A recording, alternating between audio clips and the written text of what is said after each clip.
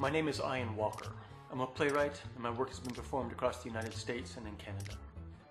In 2009, while searching for a review of an old production, I discovered that an anthology of my early plays, which had been self-published, was being presented by Google Books on their website. It turns out that my publisher, iUniverse, had submitted it with previews available, meaning that roughly 20% of my book was available not just to read, but also to make a digital photocopy of via screen capture. They had done so without informing me. Now, I wasn't sure at the time whether this was worth dusting off the boxing gloves over, but then I noticed down in the left corner that there was a sponsored link. Sponsored links work like this. Google offers a pay-per-click program to advertisers. When a viewer clicks on the link, the merchant pays a small fee to Google. The advertisement is matched to keywords in my book and to the Google search that got them there. So I contacted Google to see what they could tell me. I don't know if you ever tried, but there's no telephone number for Google. They ask you to email them. Impatient, I contacted then my publisher, iUniverse. Ryan, the receptionist, kindly patched me through to Rebecca Roberts, the receptionist, who promised to get back to me by Monday. Well, Monday rolled around and I didn't hear anything, and Tuesday rolled around and I didn't hear anything, so on Wednesday I gave them a call back. I was finally patched through to Eugene Hopkins, who happens to be a client services manager for Author Solutions. For who? I asked. I had published my book through iUniverse. You see, iUniverse is currently owned by Author Solutions. The company's CEO, Kevin Weiss, likes to say that they offer writers an alternative, a choice, which is a bit peculiar because Author Solutions also owns Author House, Ex Libris, Wordplay, Author Hive, Trafford, and Incubook. Author Solutions is, in fact, the largest conglomerate in the self-publishing world. How do I know? It says so on the Bertram Capital website, and they own Author Solutions among a few other companies. Since I originally published my book, the self-publishing world has become something of a monopoly. The choice Mr. Weiss is proffering is between several of his own companies. Well now, Eugene Hopkins, I said, you've got my attention. What can you tell me?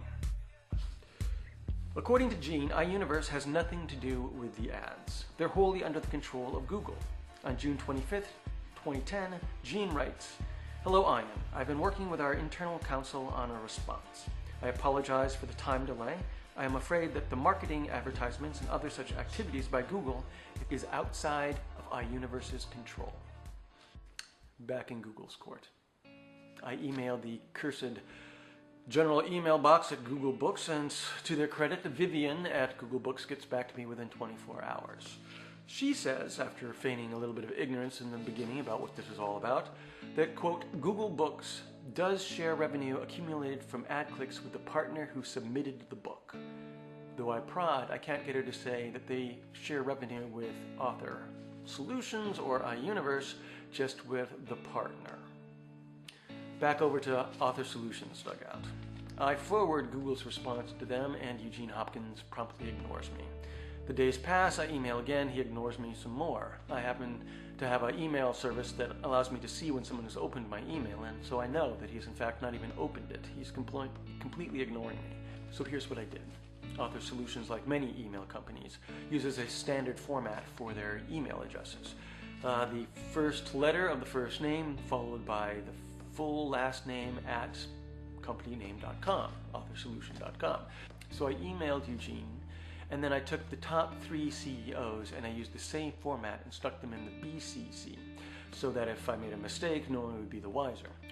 Within an hour, my message had been opened 20 times. By mid-morning, Eugene was calling me back. At this point, I wish I could say that there was a happy ending to the story, that having been outed by Google and chastised by his upper management, that Eugene would just come forward and say, yes, we've been collecting income off of your book and not sharing it with you. However, that's not what happens. He denies the whole thing. He sticks to the line about having no control over Google ads and that they receive, quote, no benefit whatsoever from their book. When I say I'll need that in writing, he pretty much threatens me, I think that would be the correct word, that I will get a strongly worded letter from their attorneys. I say that's exactly what I need, clear language stating your position. He agrees to have it by next Friday. It does not appear on schedule. So I decided to push a little farther up the iUniverse chain. I fire off an email to Kevin Weiss using the stock company email address format. I've sent him a couple messages before, so now when I address him directly, he thinks I actually know that he's on the other end of this receiving email, and he responds. What he says is completely clear. Mr. Walker, we do not generate any ad revenue from listing our author books on Google. That has never been our intention, and we have no plans to do that in the future. Well, that from the CEO, the head honcho, the big kahuna, that's pretty clear, I would think. So I forwarded over to Google to see what their response is. Dear Vivian has realized that she is in fact in over her head and has moved me up the chain to Yoko Okano, who in turn has figured that she is in over her head and forwarded me up the chain of commands to, Laura Harold, now communicating with me. I can feel the back room wheels just churning and the lawyers communicating between iUniverse and Google at this point, but they are yet something less than forthcoming in their responses. Why are they worried? Well, really it's simple. My publisher has the right to promote my book, and they can promote it by putting it onto Google Books, but the actual copyright for the book remains solely with me. They have no right to collect any revenue for the book in any form that I do not agree with, and obviously they have no right to keep that revenue without sharing it with me. Google Books, on the other hand, should at the very least have checked out the situation before starting to advertise and make money off of the book as well. So they both have reasons for concern. Now, was Google taking advantage of a struggling writer, or was my own publisher the one violating my copyright to make an extra buck? It's not something that can happen by accident, really. Either checks are coming from Google or they're not. There's not an accountant in the business world that wouldn't track that kind of income and report it. Therefore, there's no possible way the information hasn't been presented to Author Solutions CEO, to Bertram Capital, and to the board of directors. I serve on 2 boards of directors myself, and so I happen to know exactly what level of detail that is provided to them. And when it comes to income, it's very detail-oriented. Then I wondered if I was the only writer in this position. So I did a search under Google Books, iUniverse, and I came up with over 8,000 hits in the preview mode. 8,000 writers, apparently, that were in the same position that I was in. On roughly every page, I saw a sponsored link, and I would imagine that across the 8,000 books, it was generating a fair amount of income. Money that belongs solely to the authors. So while Google and iUniverse delayed, I went to work contacting the other authors in the program. I sent them a letter, and at the times that I could, I sent them a screenshot of their copyright infringed work on Google Books, and I hoped that they in turn would contact iUniverse and Google and put a little pressure on them to resolve things quickly.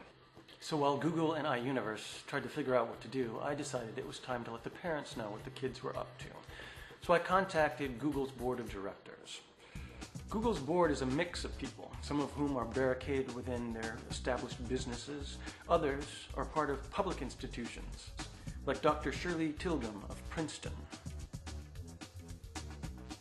and Dr. John Hennessy of Stanford. So I sent them letters. I also sent letters to the Drazen brothers at Bertram Capital. That would be Jeff and Ken Drazen, the managing directors of the company. Finally, on July 9th, I get this email from Kevin Weiss.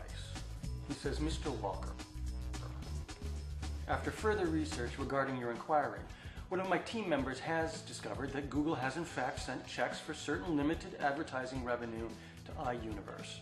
It is our understanding that this arrangement was entered into with Google prior to our acquisition of iUniverse. The first we learned of this was after you brought it to our attention. Really? No author, not a single author was ever asked to sign a contract that would allow for this sort of income revenue. No accountant at iUniverse or Author Solutions ever asked, well, why is this money coming in from Google?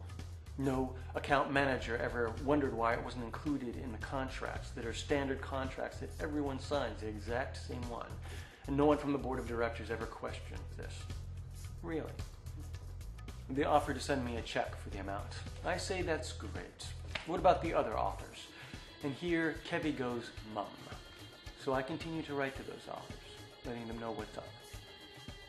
After several weeks, I get an email back from one of the authors saying that she has in fact gotten a mysterious check from iUniverse for advertising costs, revenue that has been raised on their book. And at this point, I figure it's probably time for me to let it go.